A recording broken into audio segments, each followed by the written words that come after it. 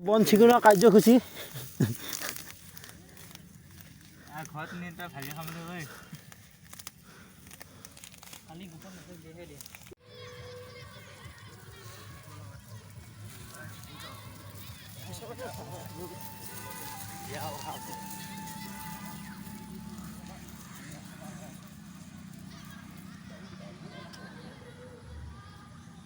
দিয়া মানে কেৰাবাৰীত যাব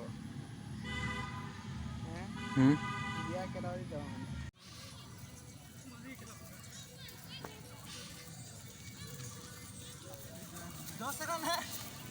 কৈছং দে 10 টকা নাই হলে হ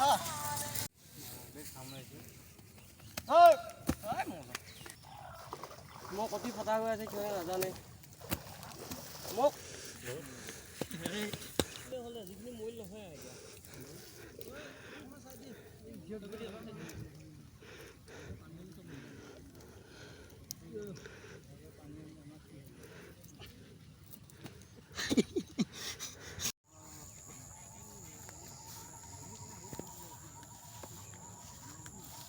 অকলে